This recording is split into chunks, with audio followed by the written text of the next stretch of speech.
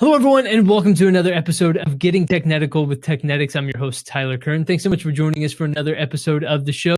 Today, we're talking about semiconductor manufacturing technology. And joining me once again here on the podcast is Angus McFadden. He's the Semiconductor Technology Manager at Technetics. Angus, welcome back to the podcast. Thanks for joining me.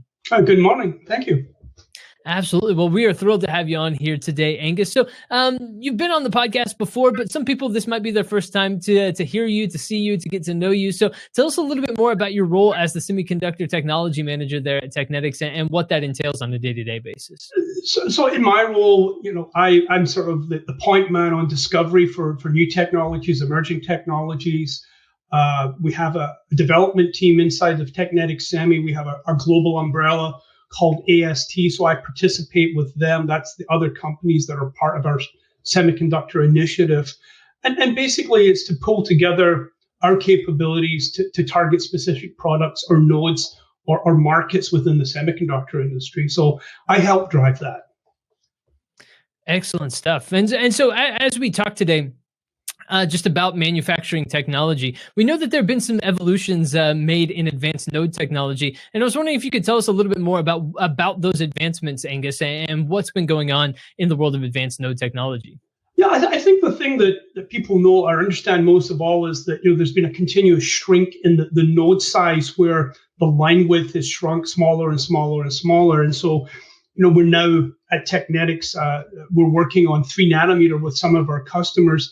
But you reach a physical limit, in size. And so 3 or 2 nanometer might be where advanced manufacturing hits a wall until there's some new material development. So in addition to a shrink, what they've been working on now is wafer stacking or packaging. So packaging and stacking wafers on top of each other to get more functionality in a unit area has become a large driver in advanced node manufacturing. So you have the shrink, and now you have advanced packaging, which is a huge value add. So it's a combination of both technologies.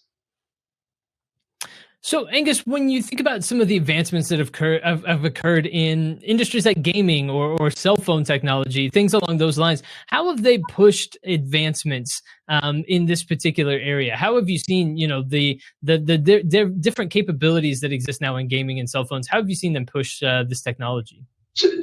So gaming has taken advantage of the technology, and they're driving it, because they have a thirst for connectivity. So now gaming is networked. It used to be you were stuck at home on your PlayStation. Now they're networked. They're working with their friends. They're using AR or VR. It's high definition. It's high speed. It's very realistic. So it's very immersive in the gaming side, and that demands a lot of computing power, a lot of memory, a lot of bandwidth, and these all tie into semiconductors. So we need more bandwidth, we need more memory. Cell phones also, they're like the portal to the world now. People are doing their buying, they're selling, they're getting their education on cell phones. They're actually doing gaming. There's companies that make gaming cell phones now that have high resolution screens, higher refresh rates. So these devices, and on the cell phones, because of the portability, you want bigger battery life or longer battery life. So now the shrink, so the advancements in, what drives the shrink is the desire for portability. So you want to use less power, so you have to shrink it so you get the same functionality, but for less power consumption. So that gives you longer battery life. So these devices, these handheld devices become much, much more functional. 100%. And so when you think about what's going on in manufacturing, which is one of the primary things that we're talking about here on the podcast today, what changes do you see occurring in manufacturing right now? So in our space and the services we provide, that's a very fast-growing, high-paced growth market for us. In manufacturing in general, because of the drive to smaller node sizes, smaller line widths, there's a significant change in the materials used.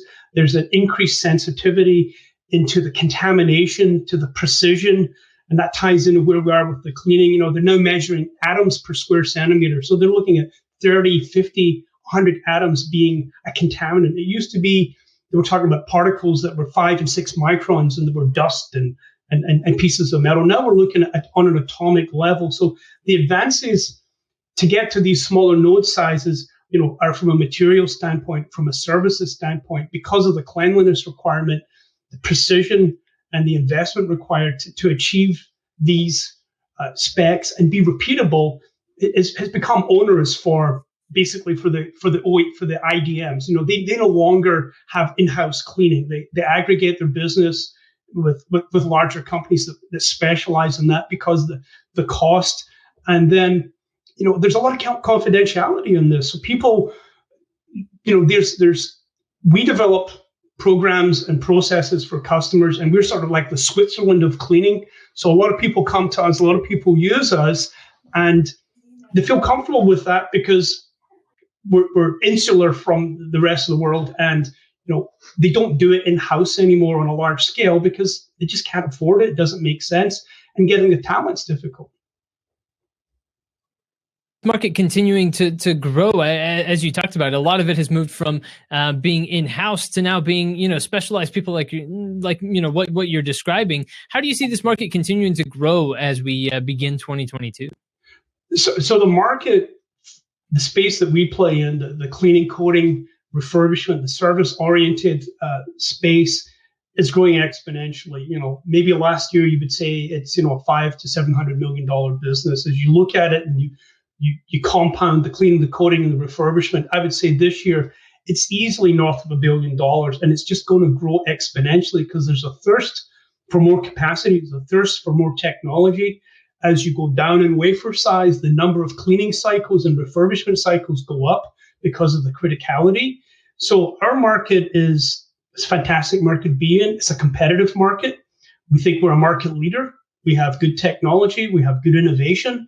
And, the future is very bright for everyone in this space. But for us, I think we're going to be a key leader in this space. And so when it comes to the shifts that you've seen in cleaning, coating, and restoration, how have those helped evolve advanced nodes? What sorts of evolutions have taken place as a result of these shifts in CCR? So in cleaning, in CCR, as you go down in node size, there's the contamination issue, there's the materials issue, but dimensional issues on parts become super critical. So if you have a part with a number of holes in it, like a shower head, the size of the shower head and the size of the hole matters now because it affects the flow. So it used to be you clean a part, put it back in the machine. Now you have to clean the part in a way where you don't affect the dimensions of the part. So to do that, new technologies have been developed to remove materials right from the surface. We have some processes where we can remove 1 nanometer of material off the surface of a part. And that is becoming, but it's a high demand and it's becoming prevalent, and we have some interesting technology on that. So it's, for the customer, the parts are very expensive, the dimensions are very critical. So how do you keep those parts in service longer? How do you maintain the dimensions? And, for us, we have some enabling technology that I think people are going to, they've started to adopt it, and it's going to become more pervasive. Angus, fascinating conversation today, and a lot going on in this area of technology. I want to give you the opportunity to give us any final thoughts, any conclusions that you have here today before we wrap up the podcast. So anything else you'd like to share, or leave our audience with here today before we sign off? No, I think that for the semiconductor viewers, the market is strong, business is good. It will continue to grow, I think, for the next 7 to 10 years. We're in a fantastic space, and I think it's a great place for the semi people. And Tyler, thanks for your time today.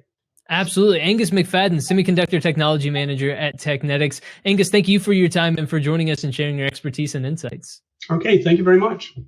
Absolutely. And everyone, thank you for tuning into another episode of Getting Technetical with Technetics. We appreciate it very much. Of course, stay tuned for more episodes. You can always subscribe on Apple Podcasts or Spotify to stay up to date with the latest. You can also visit the Technetics website for more information and to reach out and to get in touch with experts like Angus if you have questions or need more information. And of course, stay tuned for more episodes coming to you shortly. But for this one, for my guest today, Angus McFadden, I've been your host, Tyler Kern. Thanks so much for joining us.